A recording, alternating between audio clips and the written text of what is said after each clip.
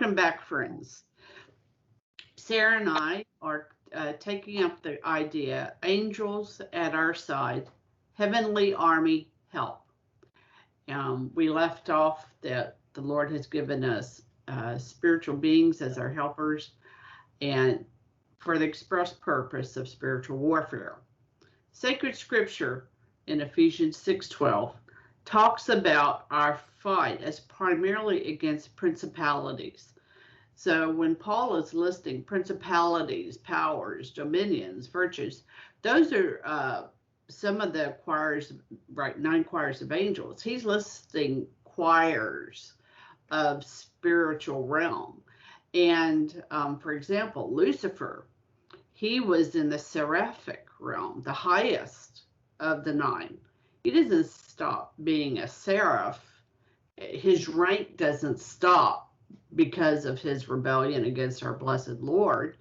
He takes the attributes of that state and it's twisted to a very evil and demonic purpose.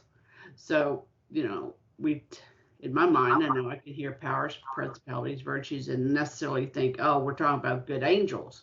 No, we're just talking about states within the angelic realm. Baptism confers the threefold office to each soul as priest, prophet, and king. You can go to 1270 in the Catechism, 2nd edition, or earlier for that. To be a king is to rule with Christ.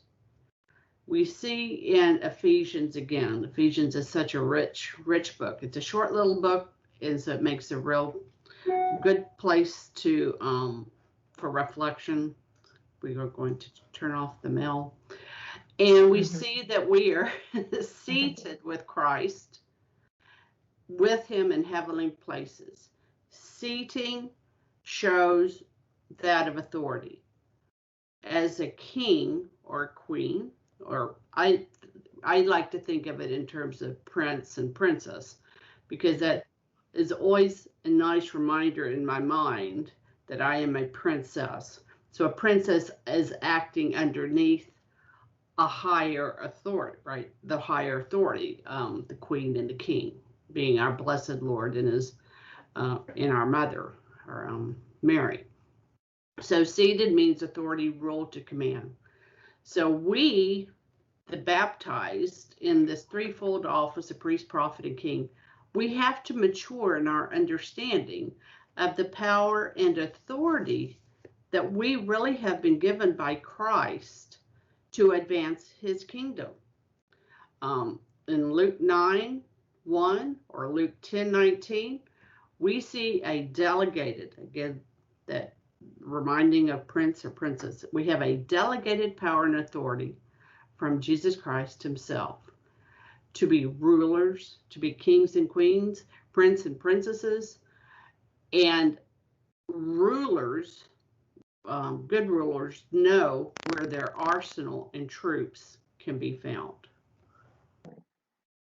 Yeah, I think that at the same time that we are rapidly moving to a totalitarian society, you can see that that is an absolute rejection at the personal responsibility and personal authority.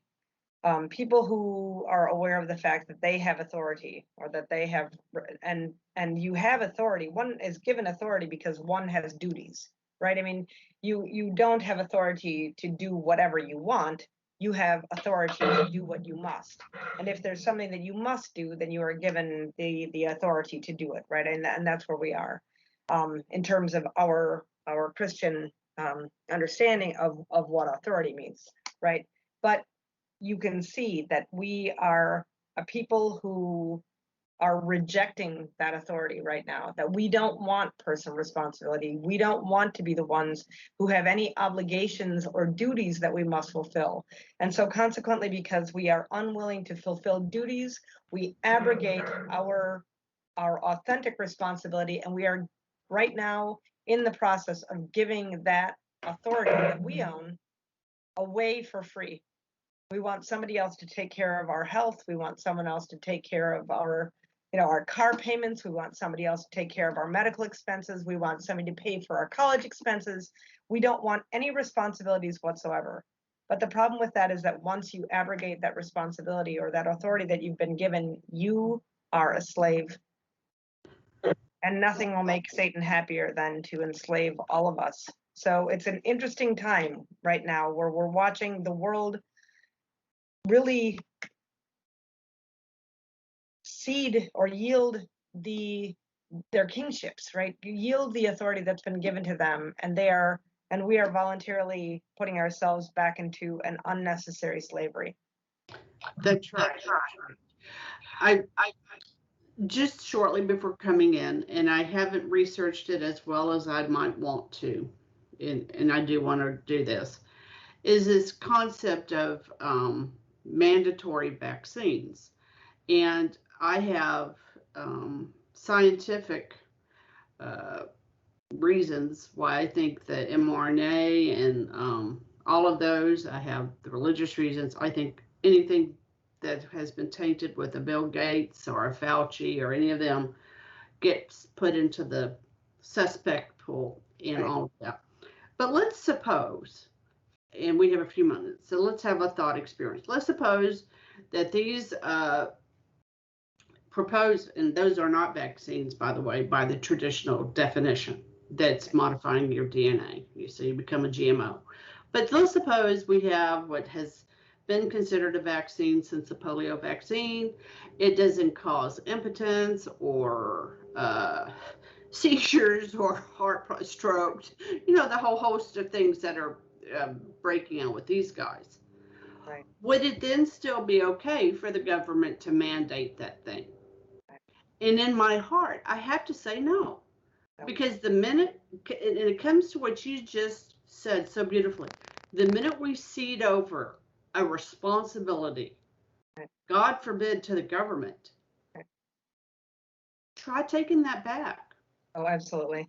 I was just actually discussing this. I don't know how many people in your audience have read Humanae Vitae, but one of the primary things that Paul VI actually says in there is that, and you can see, we are moving away from being a society that is based upon liberty and moving very, very rapidly to a society that is based on license. So the government is stepping in and not being the guarantor of rights that have been given to us by our Creator, right? That are inalienable, from which we actually cannot licitly separate ourselves. We may do it, but to our detriment, because when we separate ourselves from these rights, we become slaves, and we are not who we were created to be, which is free. It says in scriptures, God created us free because he saw us already free as he is, right? But in Humanae Vitae, Paul VI, one of the things that he says is, if you grant permission to the government to say that this is okay, you will then find that you've given permission to the government to mandate its use. And this is exactly where we are. I mean, you can say that that's an issue for birth control, but I mean, look at what China has done. China has now said that for the good of its society, they limited the number of children that a population could have to 1 child. Then they made it up to 2. Now we're up to actually 3 children. But there's no freedom. When the government says that you may have 1, 2, or 3 children, you're just a slave, and you have no personal autonomy. And this concept of a mandatory vaccination strikes at the very heart of the human having an awareness of themselves and a complete understanding of the autonomy that is imbued in them by God. And I keep becoming very tired of people who say, well, love your neighbor, right? You have to love your neighbor. Okay, well, that is actually the second part of a 2-part commandment, and it's only the first part of the clause. The first commandment is love God above all things, right? So until society is loving God above all things, their attempt to negotiate with me with the pious platitude of only one portion of the second clause strikes me as very disingenuous, because that second phrase is, and love your neighbor as yourself. There's a reason why on an airplane, when the masks come down, you are not only requested, you are told with uncertain command that you must put the mask on your face before you put it on another. And it's the same thing with this vaccine. I love you only insofar as I love myself. And I would never ask you to do something with your body that I would never do with my own. Now, I would never say that you can't, but I would never say that you must. That is not an authority that's been given to us, nor to the government. That is exactly correct. All right, my friends, let's talk about angelic troops in the next episode. Till then, Fides et Ratio.